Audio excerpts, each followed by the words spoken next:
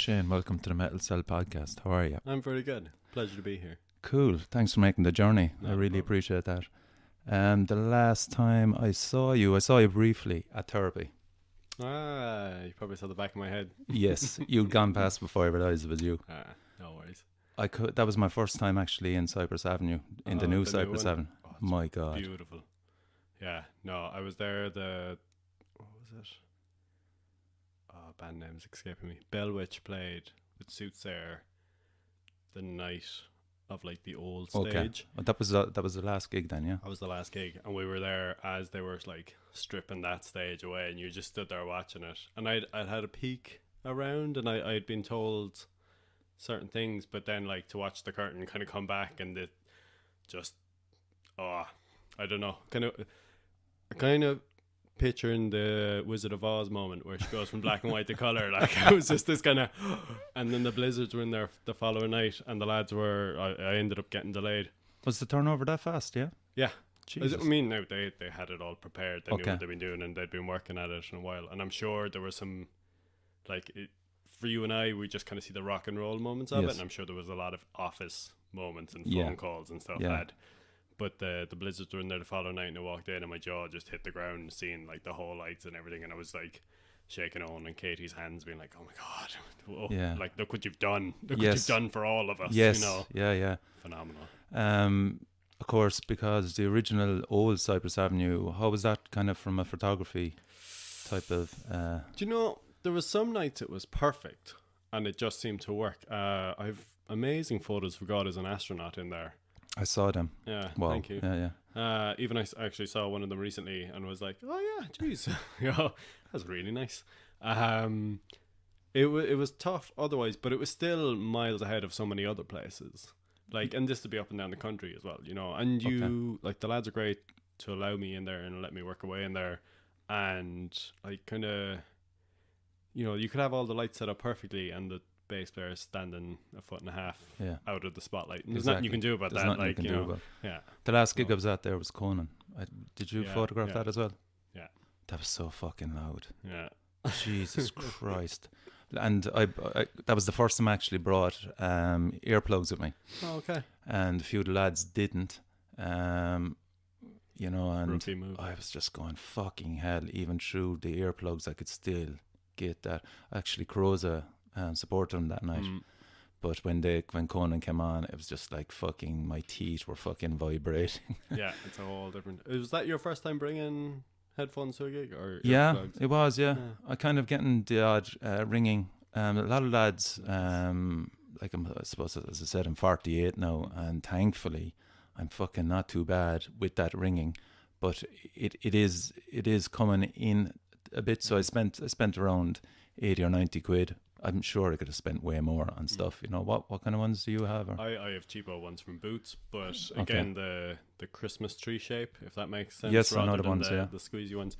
I would highly recommend everyone to get like the proper Christmas tree ones, or even again to spend even more money on it, and like put them on your keys and stuff like this. You can get little keyring pouches for them, and bring them to every gig because it just lowers the sound quality. It does, and I'd rather be listening to music all the way till I died than suddenly can't listen to it after 65 and be like, oh, this is bad form. No, they were in my pocket for therapy. I mean, but they stayed in my pocket because that was actually okay. The sound in there was fucking amazing. Sounds amazing in there. Jesus Christ. The sound, the lighting. Yeah. It works. It is, yeah. It was just overwhelming to see the sheer length of the place. Just the vastness compared to how small it was originally. Do you know what I like? And only a few people I've heard comment on it. So they've switched. It was back to the kind of the old doorway for therapy, but normally you're coming in off Oliver Plunkett Street. Correct, yeah. The red door. And they actually have stained glass above it that actually says Cyprus Avenue, and I think it's the nicest little touch. Okay, I didn't even cop that, no. Yeah, have a look even just walking down the street. And I think kind of, to me, that's that real attention to detail that, like, you know, they've put in like so much money in the lighting and the stage, and they're doing so much planning and building and like all the rest of this, and then to still go, some stained glass above the door, please. I was like, brilliant. And crucially as well, the men's jacks is to the right of the stage. How good is that? Like that's now the women have to do the walking. Although I found, and it was actually at therapy, because I ended up outside the door for a bit having a chat with someone, and I met so many people who were like, "Where's the gents?" So all the lads had come out, gone up to the ladies, and had to come all the way back down. So I think a lot of guys are doing twice the walking now. Brilliant, and the pictures you got out of it as well. Just kind of going with the therapy one again. They look so fucking happy. Yeah. How does that affect you? Do you want them kind of grimacing and No. it's rock and? They were so happy to be in Cork. Yeah. Big shit eating smiles on all of them. Like that's how it was, and I think even the roadies seemed pleased. Yeah, that kind of thing. Yeah. But I think, I don't know. I think therapy. Sorry to go off the point. I think therapy are like, they mean so much to so many people as well, and they've been like, therapy are a band who've been like a part of my life. Okay. You know, that kind of thing. Like so mine. Yeah. So when they come out on stage, they get this real big welcome. Because it's you guys who've been on like regular car journeys with me, and like, well, we haven't, but we're glad you're here. You know, yeah. So you get that smiling. But I mean, I like, if you're a black metal band in the corpse paint, I want the grimace, like, or unless you can give like a Joker smile. But outside of that, like, I think bands need to step away from, like, if you want the grimace, go with the grimace, but don't feel like you have to do it because you're in a genre. You know, go like, oh, I'm a dude with a guitar playing music, like. But I mean, again, if they see the camera in front of the face, sure, you know, you can kind of get a different reaction off someone that is aware of, again, we'll say as a death metal band, they can actually. Most people, if they do a direct interaction with the camera, and not everyone, but most people do some sort of a pull in the face, cheeky chap lad. Yeah. Like, it's that sort of thing. You get very little grimace, you know. But again, it's just that, and we're still on therapy. Like, it's just that the lads are so kind of, they've done it all. They've toured, they've come back, and they're promoting a new album, and they looked very chuffed. And it was just, I just wondered, because I knew you were on this podcast, I was just kind of going, wonder how Shane kind of, will I get the happy shot, or will I wait for the one where he's not actually smiling? All that was going through my head is trying to get him where he was away from the microphone stand, and the lighting was more kind of like beams of light, so it wasn't kind of flooding the light, and those were the things you got a few of them actually did. That's right. And that was kind of, I would have preferred a bit more flooding lighting, and the lighting worked. Is that available anyway? No, totally it is. Okay, they could do whatever I wanted if if I was there and if I had the control. But I mean, the lighting worked for the songs they were playing and stuff like this, and it all made sense. And that's part of it. You're capturing what's going on. You don't have that same control to kind of go back and go, fix the lighting around. But you do have the experience, though. That's it. You work with what you got. I mean, I would have been happier to have come away with like a much bigger catalogue of shots from that night. But I had what I had, and just go with it. Yeah. So did you listen to Therapy when you were younger? Yeah. They would have began being one of those bands that like were suddenly, I'd say I would have even gotten into them way back at the start. Right. And they would have been one of those bands where you're like, oh, these lads are Irish. Yeah. You know, that kind of thing. And everyone goes, oh, you two are the greatest Irish rock band. And you're kind of going, no, they're not. Therapy. Yeah. You know? So you were born in Limerick, weren't you? Yeah. Okay. They were born and raised. And did they come through Limerick? I'd say they probably did on this tour. Yeah. But not back when you were younger, no? Not when I was... Well, no, maybe before I was going to gigs. Right. They definitely did, I'm sure. Yeah. And I'm sure they did the occasional one now and again as well. I wouldn't have had as much. But not when I had focus on them. Okay. Definitely. So there was probably a big gap there where... So when you were younger then, what kind of music were you into? And how did you get it, really? I kind of tend to ask everybody this, it's just intriguing. And what's odd is, and I heard it in some of the other podcasts, that it started with Prodigy, would have been one of the cool icebreakers. Okay. Yeah, and then, well, to go way, way back, it probably started with Meatloaf, but like that was kind of going, I like this song, but you didn't really take into account you could buy it on a tape or anything. You know, it was just the song comes on the radio and you're like, this is a good song. But you were probably of the MTV generation. Did you catch the tail end of it? Not out I was in the gone sticks. shit at that stage. Out in the sticks, there was no MTV generation. It was RT. Yeah, RT gave it. Yeah, you had BBC too, didn't you? Where we what were. was that? Hadn't you BBC either? No, we were hell. proper in the sticks. The phone is still an issue now and again. Okay. Out where I am, like, you know. But the Dave Fanning, he had certain shows that were on that you would have paid attention to. Okay. And even Top 30 Hits as well. Yeah. Would have been like you would have just paid attention to it. So kind of going into school then.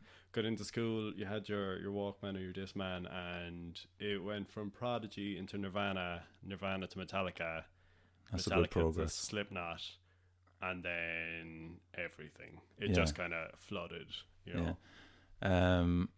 Kind of when I was back in, Jesus, this is the 80s now, we used to have the Parker jackets. Did you ever hear them? Yeah. The Green Army jackets. Yeah. So if you were a good artist, which I was, you could fucking destroy the Parker with all your favourite bands and on. Written all over it. But I mean, there's a lot of practice goes into it before it actually makes the Parker, you know?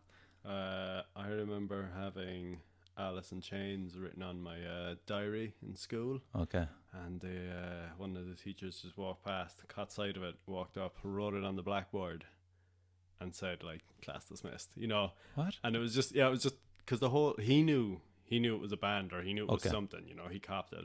But the whole class just watched their maths teacher write Alice in Chains, and they'd have no, like, so many of them would, but there was a whole majority of them that would have just been like, what the hell just happened? You know. Was it a mixed school? Yeah, mixed school. Okay. So you did the leaving certain stuff. What had you planned, or had you art college? Art college, okay. Art college. In primary school, I would have answered it with art college as well. Really, yeah. You had your mind made up, like. Totally. And the only issue was once I got into art college, I was like, oh, now I've got no plan. You know, I've succeeded. What do I do now? And where did you go? Cork, is it, or no, Limerick? Limerick. So I was in Limerick until 24. So it was like. I would have been out in the sticks now for primary and secondary, then into Limerick City for a portfolio course, from that to the art college, and from that to Baker Place. Then what's Baker Place? Baker Place was a venue I was running in Limerick then. What was it a music venue, or yeah, music gigs? So it was live music upstairs, and there was DJs downstairs generally, and then it was attached to a real cool funk soul hip hop tiny hallway of a venue then as well, that was for vinyl. I kind of, you know, there was guitars on one side, vinyl on the other, you know, this kind of thing. Jeez, so. and were you running on your own or with friends, or? It was a bit of a mix. I was like I suppose if you were to give it a fancy title, I would have been like the entertainment manager. But I was the guy booking the bands, you know, that kind of thing. Yeah. So that would have been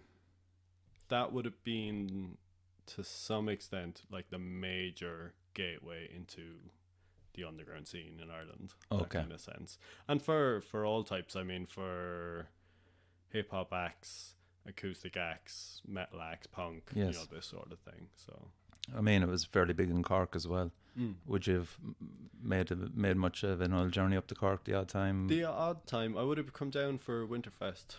Would have tried to make the attempt to come down for it the whole time. But that was brilliant. Yeah. You also had the idea of, like, you know, you're trying to organize your own venue, and then you're trying to get down, and then you're trying to also get the Christmas shopping done. You know, it always seemed like, you know, you'd look at the Winterfest lineup and you'd be like, yes, and then you'd go in and do the Christmas shopping and you'd be like, no, because the price of the ticket and the journey down and the hostel, and it just all started adding up to be like, this is getting a bit unrealistic now.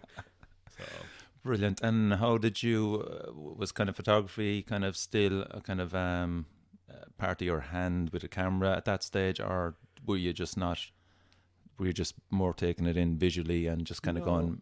Again, I think I got handed my first camera for my confirmation. Okay. So way back when. I couldn't tell you at all what the thing was now. I can remember it had a big green button to warm the flash up. Wow. And that was it. Yeah, it was, you know, your real basic film camera. But delighted to have it, you know, and take shots now and again. And again, it was back in the day where, like, you took a roll of shots and you then went you- and see him for Yeah, of course. Yeah, 3 Fuck's weeks or sake. whatever, Yeah. and you go at it again, you know. And you didn't have to worry at all about aperture or depth of field or any No. of these sort of things. You just pointed at Yeah. stuff, and you're like, "Oh, that didn't Yeah. work." So it was photography all the way through, but I hadn't put proper effort into it Mm-hmm. until after college, and even then, I was still in a kind of learning it kind of a way, and it was only about 4, maybe 5 years ago now. Right. So the crossover happened. So you went from a fan to Yeah, looking to at try it and from actually from make being money on this, okay. like, and I say make money on it, but I also mean in like take it professionally, take it serious. Yeah. You know, the idea of investing into it in Yeah. both equipment and time and effort, and then Like the equipment, I suppose, when you decided to make that move was far too expensive at the time. So you probably had to kind of, did you go second hand and yeah. I still go second Okay. hand. It's that bad still, yeah. No, it's not even that bad. I mean, I don't like. I will go first hand. So I bought. So when was this now? We'll say when the transition would have been 2010 or later, earlier? Just trying to guess. Later. I'd Later. say like the proper, to properly start the photography career, 2014, something like Okay. this, So you're talking about serious cash still. Yeah. Yeah. But I mean, you build it up slowly but surely. So I would have always had a camera and bought, kind of had in mind to buy another one later on and be putting money aside for it. But then I got, thanks to John O'Brien from the Irish Metal Archive, Yeah. he got me a pass for Mastodon when they played in the Savoy. Okay. I was at that, yeah. And I knew the equipment I had wouldn't have done justice. Okay. So I instantly had to buy better Okay. equipment. Yeah, yeah, you know. yeah. So And that was like... well done, John. yeah, well done. Like what you started. And that was a deep dive into getting better equipment for it. And it just had to be done. There wasn't the second guessing. And I even saw it like, when a Mastodon going to be playing in the Savoy again? That kind of thing, to just go out and do it and take the hit. And like, I think you just end up living on soup and bread for a bit. Yeah. Well, I don't live on bread, but you live on Yeah. soup for a bit. Yeah. And you just rein So in. Macedon really was the turning point then. And, Yeah, that was when it was like become a bigger thing. And have you still got those photographs? Yeah, they're still out. I'd say you'd find them on a quick search. I think I definitely have them in a hard drive somewhere. Was that the so first or the second time they played? That would have been the second time they played. So that was when all the fucking posters were on the wall saying no moshing, no crowd surfing. Did you see them? I didn't see them anyway. Because I pulled them down as I was going up. Did you? Yeah. Yeah. So like the bouncers were actually in the crowd. Did you not see that either? No. No. You were I was being total professional. I had a job to do. Well, Brett spent most of the fucking gig going, lads, get out of the crowd, Oh, okay. because like there was a bouncer in the middle of the pit trying to pull people apart, and he was just getting swamped. And then guys started using him as a target practice, hitting them with shoulders and stuff like that. It was just ridiculous. You're Which kind of going, makes it aggro. Like it's like it does. And there was more bouncers then kind of went in, and you're kind of going, will someone ever be sensible with this, and just leave everybody get on with what they do. But I think it was just different security firm. They weren't used to it. they weren't used to it. And it looks, I must say, it does look like absolute mayhem from the outside. It looks like the exact thing you'd hire a bouncer to stop. Yeah. Unless you know what it's about. And I must say, the bouncers in Dolan's are actually great. Oh, they are, yeah. It's a good example. For drawing of, that line, yeah. Now, they've had the practice, Yeah. but they're great at drawing that line of going, bit much, lads, Mhm. rein it in. Yeah. And it's not kind of a case of stop. It's a case of like, rein it in, pull it back. Yeah. Right. Leave Yeah. you at it now. I've actually haven't really noticed them much, which is the right way about it, isn't it? Yeah. Yeah. But so kind of now that you mentioned Dolan's, what about, like we've all seen your work obviously with the Siege and stuff, fantastic. You definitely probably have a few venues that you prefer working in. Dolan's being one of them, yeah. Yeah, I kind of, you can't, and this is not just because we mentioned Dolan's the last minute, but this goes across to any venue. I mean, and even I've done people's kitchens and sitting rooms and stuff as venues, as in with an actual act and stuff. But you can't. Each night's different. Yeah. Each night the lighting's a little different. The band stand different places. even shooting the same band or the same artist a few times, like sometimes they're very moving around the place, they're really engaging with what's going on. Some nights they do nothing, and it could literally be half a foot out of lighting or half a foot directly in like a beam of light, and you just can't get right exposure. You know, they're overlit or overexposed. So with Dolan's, you've got like kind of 3 or 4 stages there. The main stage obviously being the one which is preferable to you, I'd imagine. Would it be? On one level, yeah, like it gets you can get some really professional looking, like, you know, everything looks epic, you know, and it looks like the front cover of a magazine or something. But bizarrely enough, upstairs, and this is in the Siege as well, upstairs tends to be the rowdier bands. Yeah. Well, what about, I mean, I saw your pictures and what a show that was. God alone. Yeah. That was nuts. I mean, you got some great shots there. Yeah. The shot was perfect. But again, they're one of those bands that are just like, they're giving it enough, and the audience for that. I have a video clip. I think I'm on a few of those shots, man. I'm over by the mantelpiece where there's a guy fucking climbing and throwing himself off into it. Yeah, Evan. Oh, you know him, do you? Yeah. Tell him he owes me a pint. Every time I see him at a gig, it's like, tonight's the night he'll die. Like, and I touch wood saying that, but you're just like, tonight is the night he's going to just do the wrong thing. Yeah. You know? Okay, so there's those. I'm fascinated with your work in St. Luke's. I think you know that venue inside out, and you definitely know the right angles and the right lighting moments on that. On those pictures. And I must say, the great thing about St. Luke's is that they keep investing in St. Luke's. Okay. You know, they keep going to push it that a little bit further to get that better lighting. To like, it's not something they're sitting on. It's something they're investing in constantly, and you know, they want the best for it. It's as if the venue is it's like a plant or something that they keep trying to nourish and grow and make better. Yeah. I would agree with you, and I feel that way sometimes, in the sense of going, geez, it's the same. In my side now, I'm kind of seeing it more like, I'm taking that act from the same angle, the same way. Yeah. So I actually really enjoy when other photographers are in there and get to see their work and see how they see the same thing differently. Yes. Because I've shot it so often, numerous times. I'm not complaining in any way, shape, or form. But it's just a good example of I was curious watching, looking at those photos of the podcast with Blind Boy. This is a static situation, so there's you're very limited to what you can do. So when you get a kind of gig like that, what are your kind of feelings? When I get a gig like that, I'm actually thinking 5 shots. Okay. If I can get 5 shots out of this, I will be a happy man. You always want to get more, but I'm like, if I can get it. And like, your thoughts going into a gig is the shot's there. It is there, and you have to try and almost like find it or harvest it. But often it's not, or else you've missed it as well. Sometimes you do recognize that, like, oh, I was looking in the wrong place for this, or I didn't have the camera set up just right for this. But you do look at it as a challenge, but there's kind of no point going, sad this, I'm going home. You know, it's better off to go, right, I've got my 15 minutes or my 3 songs. And again, I'm just going with a podcast like he's, would you consider kind of going black and white on some of those pictures, or again, is it all kind of colour? I mean, it's hard to go black and white in a venue like that, isn't it? Yeah, and it's so well lit. I mean, it's doable, but I really enjoy black and white photography, but I find that audience bases, or like, you know, when I'm sending it out and putting it out to people, that people prefer colour on a general scale. Yeah. So I tend to just leave it in colour.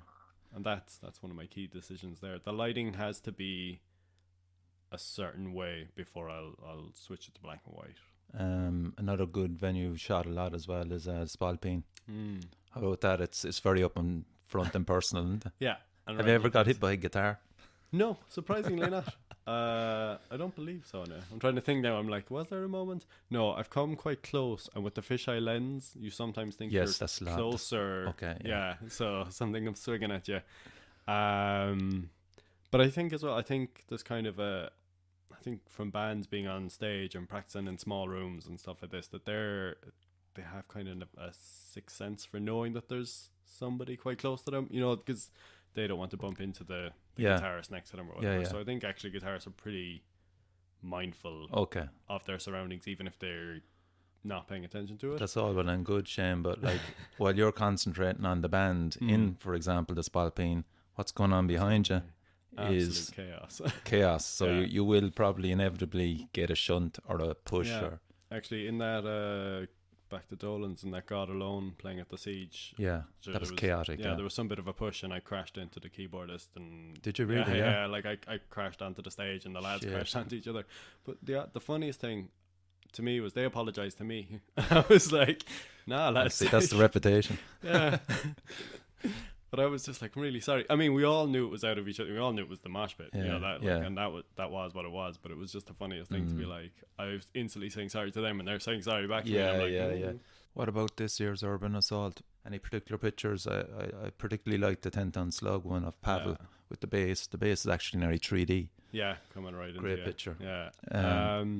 Yeah, but you see, again, someone like Pavel, like, it gets a lot easier, and 10 Ton Slug are one of these bands as well, that it gets a lot easier when you've shot the band repeatedly. Okay. And they know who you are, and you know who they are, and you've had a chat as well, like by the smoking area or something as well. You wouldn't even be talking about bands or photography, you could be talking about the weather, but that idea that you have already built up a bit of a rapport with the band, and it just makes it so much easier then that they'll allow you, or even like they'll play to the camera as well, because they know know what you're about, and they know who you are, and they trust you to do what you're doing, you know. Yeah. So, but I mean, again, with something with 10-ton slug, there's probably few bands that they would be static, bar the front man, which is Ronan. I mean, how many films have you wasted on Ronan because he just won't stay? No, he's just as an example. I'm sure there's Baylor and there's a few other bands there that are, but like, actually, Baylor can be more difficult, but you go in knowing. I mean, I would have said you're anticipating the moves, would it be? Okay. And it's kind of like human watching. You know, you suddenly start picking up on, like, a lot of acts, they tend to lean to the left of the mic or to the right of the mic and these sort of things. And I'm sure it's something they don't know or nobody needs to know, but you try and figure that out depending on where you need to be. Because if you're on the wrong side of the stage for that epic shot, and it happens, you've lost it, you know, that kind of thing. So you try and pick, like, that'd be a thing in St. Luke's straight away, especially if I haven't seen the act before, to try and figure out straight away if they're going to lean to the right or to the left. Okay. Or you just watch them. Yeah. Whatever they'll come up, start singing or talking into the mic, and they'll lean one way, and you take a gamble that's their body stance on it. So kind of leads nicely on to my next question, is how far can a photographer go to influence an act? How far can they let me go? Really? I mean, obviously there's the trust issue. You know, you have to get to know these lads. You've done a lot of work with Baylor now. Could you use maybe an example of them in relation to? I would actually use the example Happy Alone. I don't know if you'd have come across them. They're more. I don't know if they. I think they give themselves their own genre. Are they the lads in the shopping trolley?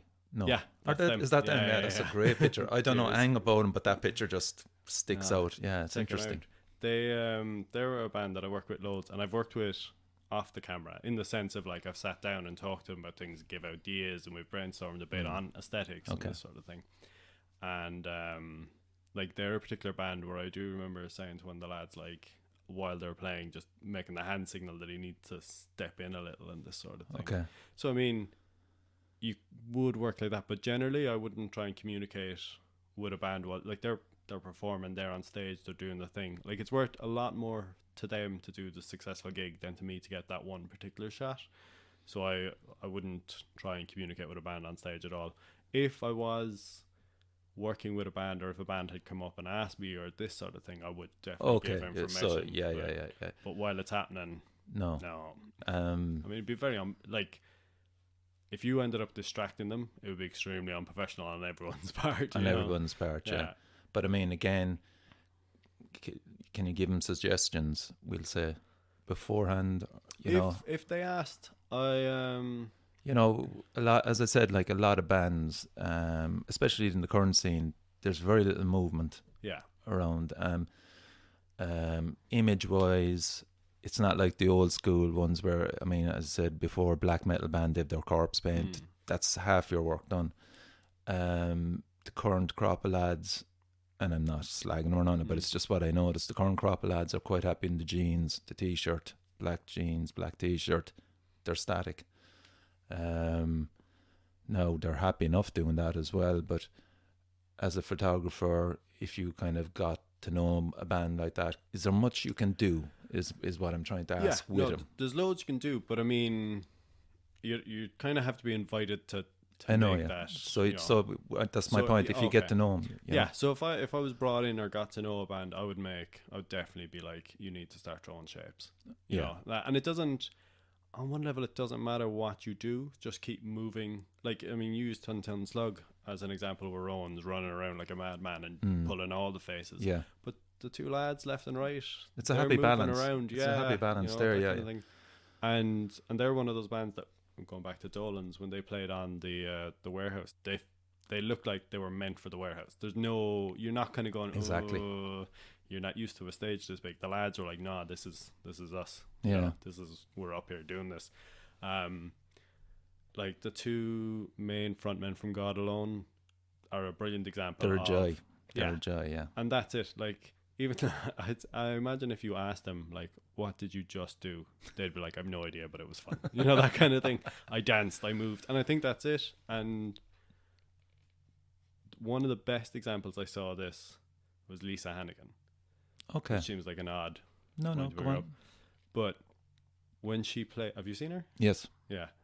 I think you might get this then when I say it. When she plays, she's so kind of proud and happy in her music that you're automatically overwhelmed with being proud and happy of her music. Okay. Yeah. And you're taken away with it. And you're just like, and I think that's a lesson for all artists out there, to be like, even if I'm not into what you're doing and you sell it, I'm going to be happy for you at least, you know, never mind if I'm not happy about the music. And it's one of the things that the non-metal head at the metal gig will always say as well, to be like, oh Jesus, couldn't stand the screaming, but the lads were great, you know, that kind of thing. And like, who was that band? They'll pick out one person or maybe two or three, and it's the band that are the rock stars, like the band that are the crazy wild ones doing the mad thing. Especially with Motley Crue, the Dirt coming out. I mean, these lads back in the day, they had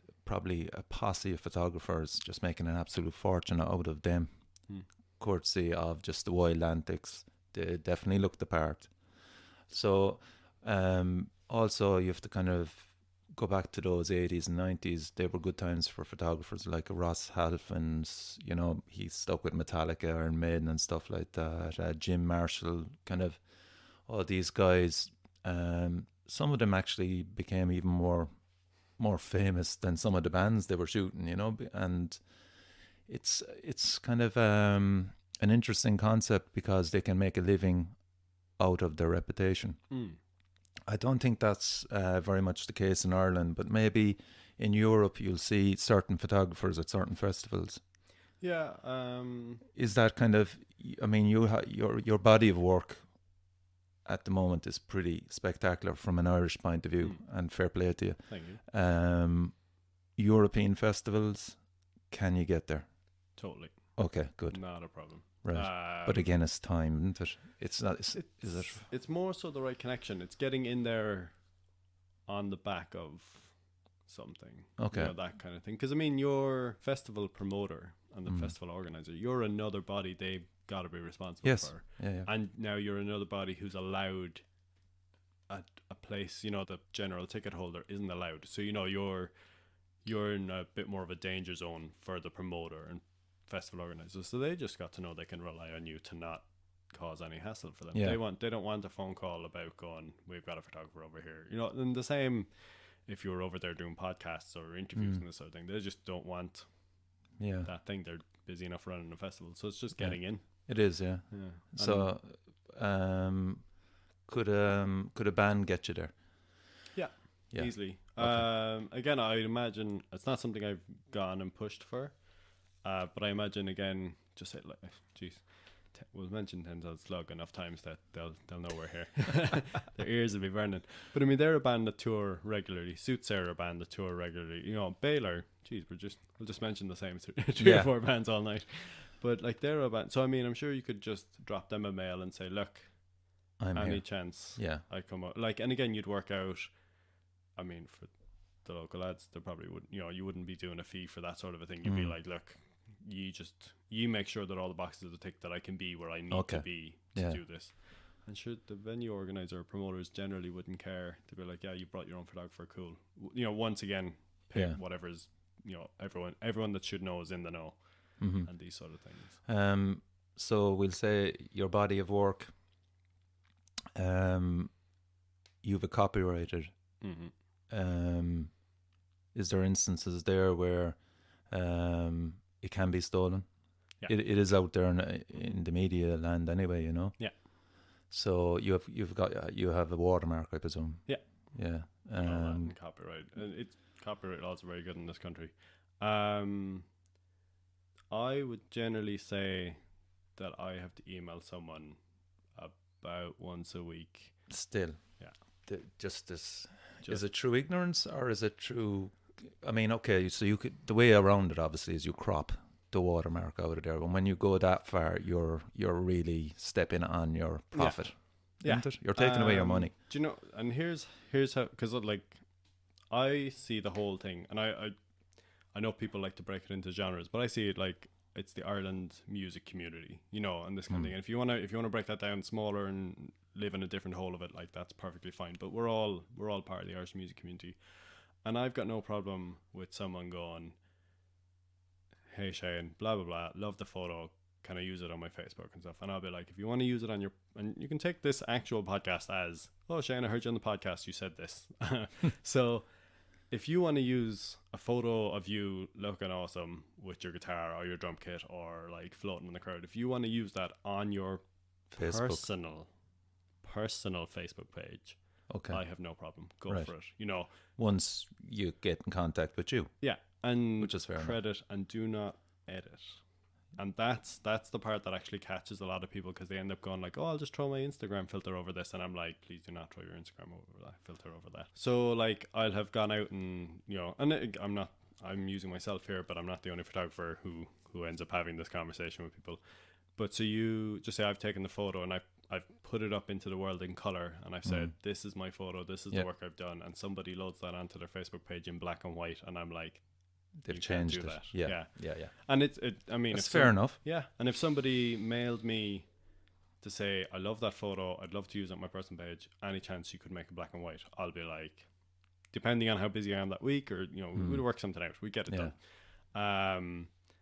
But that part is kind of where the ignorance comes in, because I know I do not have the talent, but I would love to, in response, almost take somebody's song, edit it, and put it up, and just tag them in and be like, yeah. Now let's see how long it'll take you to email me, and how annoyed you'll be if I just do this week after week after week. But again, I've got no problem with somebody using it for their personal page, and it's like, my ethos is the idea that like we're all human, we're all in this together, we're all trying to have a good time.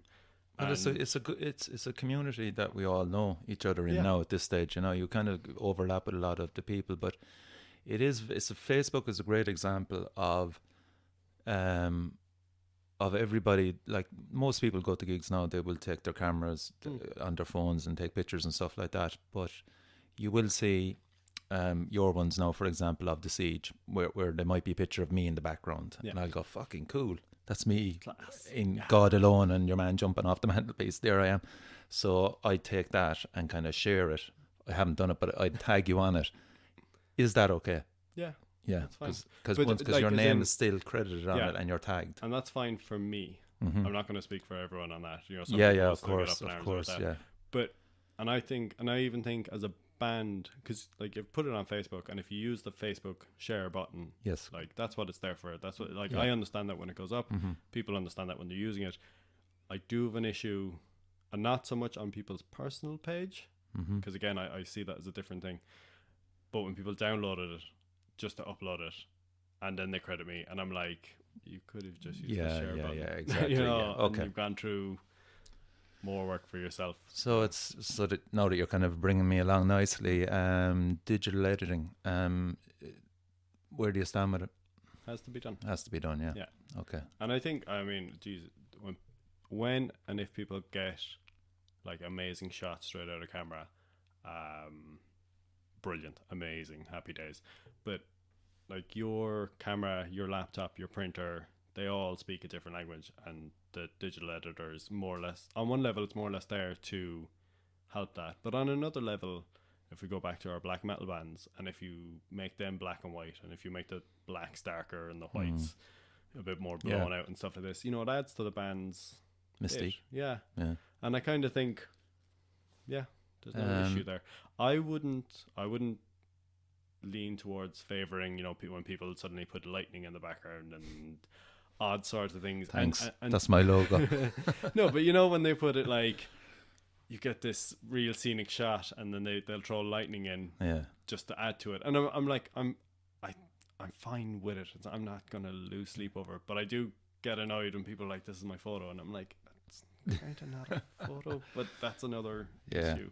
Would you believe I'm actually a fully qualified graphic designer. Well done.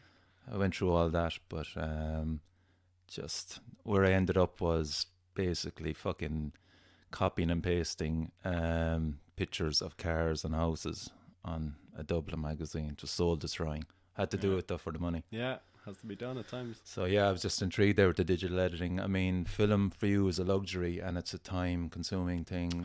Would you do much of it? I would go nowhere near it. Personally. Really? Yeah, but I'm not saying that in a sense of like, don't go near it. I'm saying as in, I go nowhere near it. Yeah. What about, I know you do the wedding photos as well. Is that all digital as well? Yeah, all digital. Okay. Start to finish. It's digital is handy because of the fast turnaround, obviously. And that's it. And that's where I was going to go with that. Like, especially with gigs, your turnaround needs to be so fast. Yeah, it does, yeah. That kind of thing. That even, like, just say if we go back to therapy, that you could have been looking forward to therapy for weeks and weeks and weeks. But for someone, they just ended up there random on a Saturday night. That kind of thing. So for some people, they will want to see that, they'd wait to see the photos or something. Yes. But so many more other people, it's already Monday, they're already back to work or, dealing with their other responsibilities that it's nothing to them. So you need to kind of turn it around fast. Yeah. Have you ever gone near film?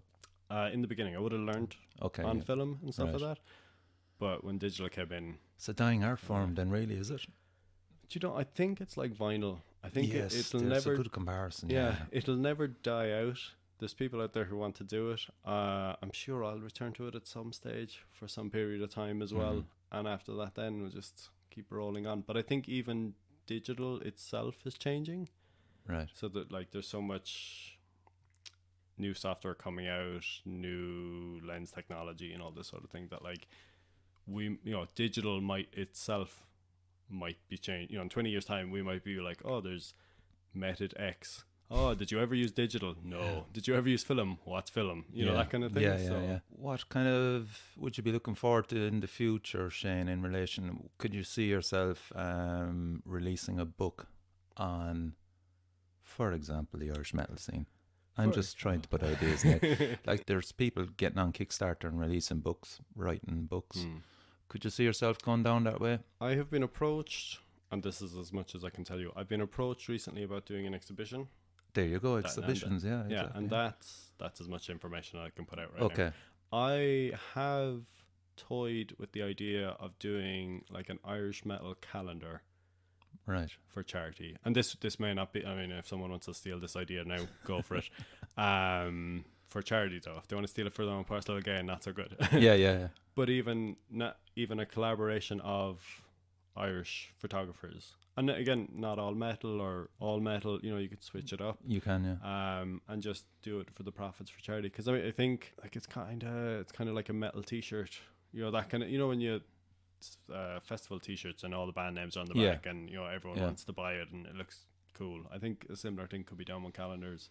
Yeah. That you'd have enough bands in the calendar and sell it at the gigs and stuff. Yeah, that's it. Or even do a gig in all and any of the major venues, the undergroundy venues around the place, and just if everyone sold off a couple of them for a couple of quid and all that money went. It's nice, it's a great idea. But I think it'd be fun as well. Not a book though. At the moment, you haven't thought of it. Yeah, and it's just something I straight up haven't thought of. As I said, like you've an interesting body of work, and we are blessed at the moment, and I keep trying to, and this is the reason of the podcast as well, is just to promote the scene that we have at the moment. We're really lucky to have a really strong scene, and the likes of you, Conan, Mark at Paranoid Beast Promotions, Danny and his team at Petrophile, Bad Reputation, DME, the Irish Metal Archives, to name a few off the top of my head. There's a certain core group of people that are doing really good work, and trying to acknowledge that. And you know, would you be interested in kind of going down the route of a book? Would you do a book for me? Just for you. I'll have it done by Christmas. It'll be grand. So that's it. You wanted me to give a shout out to the Golden Pleck team that you do work for. And how do people find you, Shane? How do people find me? So Instagram, Facebook, Twitter, not so much, but I am there on my own website, and more it's or less all Shane J. Horan. Shane J. Horan. Yeah. Okay, Easily cool. found. I also want to give a big shout out to Dave Walsh and Black Noise Promotions, who are holding a launch party to celebrate the release of the film Lords of Chaos on this Sunday, March the 31st, from 5:15 to 11:45.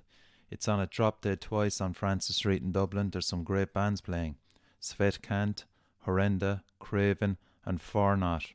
There will be spot prizes and goodies to win, so get down there and make it a successful night for Dave and the folks at Black Noise Promotions. Another shout out is to Cyprus Avenue, who got in contact with me. They're a progressive metal hardcore punk band from Dublin. Their release is Let's Pretend on Dark Soul Records. It's available on Spotify, and it came out in 2018. So there are two shout outs. Again, I want to thank Shane. Wouldn't be doing the podcast if people didn't agree to come down and meet me. So much appreciated. Not a problem. Absolute pleasure. Cool. So if you want to get in contact with the Metal Cell, it's themetalcell@gmail.com. If you are interested in coming on, try me on that. And I'm on Facebook and Instagram again under Metal Cell. So that's it. Over and out.